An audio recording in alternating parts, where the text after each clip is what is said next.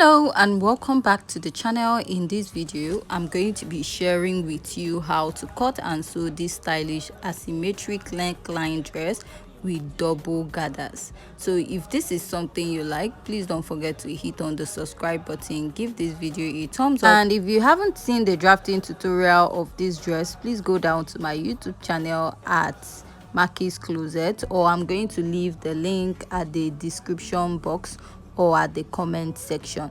So without much wasting time, let's dive right into today's video. So here is my pattern, and I've gone ahead to cut out my dress with this fabric.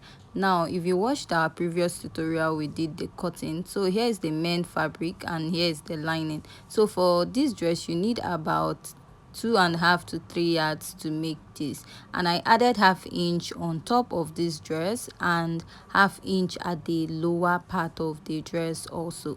So for the sleeve of this dress I made these little straps which I'll be adding on top.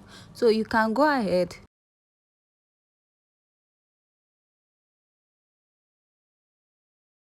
to add your ruffle to this dress at the neckline or add it later. So I added mine later, just in case the neckline is not relaxed, the asymmetric neckline is relaxed, I can tighten it and then add the ruffle. So you're going to go ahead to sew with ½ inch all the way to the neckline, and you're going to notch it. So when we are marking out this pattern, we marked our dart, so go ahead to insert your dart. So after this is the lower part of this dress, and this is the main fabric and this is the lining.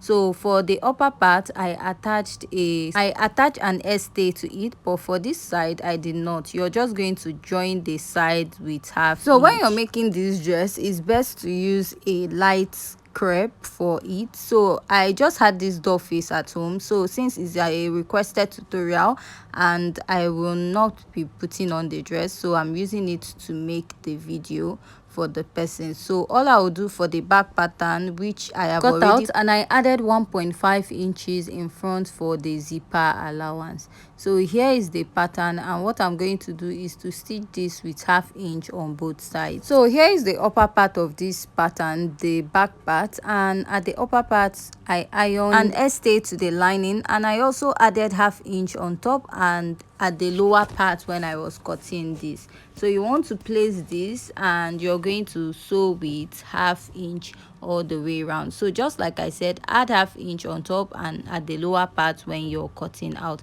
So there's no need inserting a dart, we blended off our dart when we were cutting this. Next, you're going to join the upper part and the lower part together with ½ inch. After I'm done sewing, this is what I have.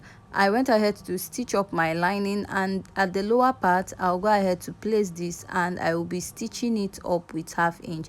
So this is what I made for the ruffle at the upper part of the dress, which is about 4 inches on fold, and I top stitched it.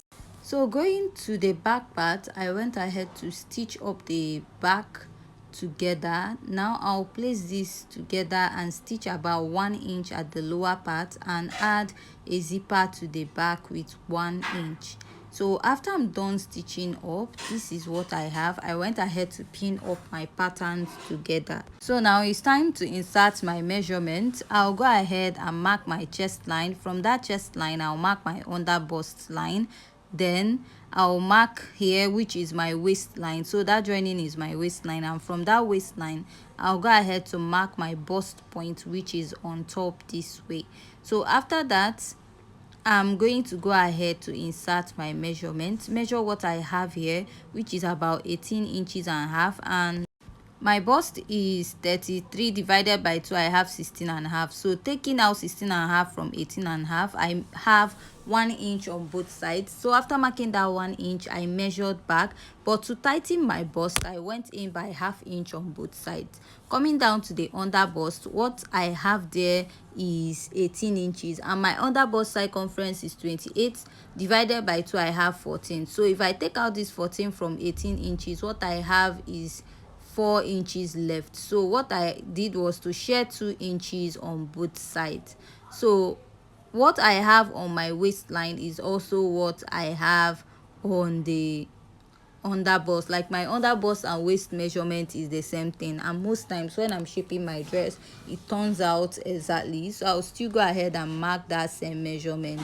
So from this side I'll just go ahead and slant it down with 1 inch, and also repeat this at the other side of my pattern, and after that I'll go ahead to stitch. So if you have any question regarding this tutorial, please also leave your question at the comment section. So I'll be attaching the ruffle to this part of this dress, which is that 4 inches unfold, making it 2 inches, and I top stitched it to make it neat. So you're going to use any length of your choice. So what I did now was to go ahead to sew it down on my dress. So I'll be attaching it with 1/2 inch, and I'll be folding it as I am joining it to my dress round the neckline with 1/2 inch all the way round.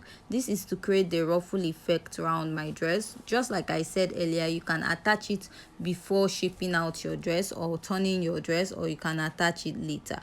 So now here's the lower part of my dress, and if you notice I have 2 layers of fabric. You know that the length of my dress is 35, and after we were done minusing the upper part we have 15 inches left. So for this pattern, so with that 15 inches I cut it out on 2 yards. That's 15 by 2 yards. For the second length I cut out 10 by 2 yards. So my dress is actually short. So what you're going to do is you're going to place the 2 ends of your fabric together, and you're going to stitch it with 1/2 inch. That is the 2 gathers, you're going to merge it up and stitch with 1/2 inch. Now place it together and find the midpoint of the dress this way. That is after you're done stitching it at the end. Find the midpoint and you're going to go ahead to notch it. So after notching it, you're going to sew a gather stitch round it. That is after you're done notching it, you're going to pin it down together and you're going to sew a gather stitch round the dress. So this is to find the center of the gathers. So this is mine. I'm actually using, so you can go ahead and use your machine, and I'm going to sew a gather stitch, or you can just use your needle and thread to sew your gather stitch all the way around to the joining that you have.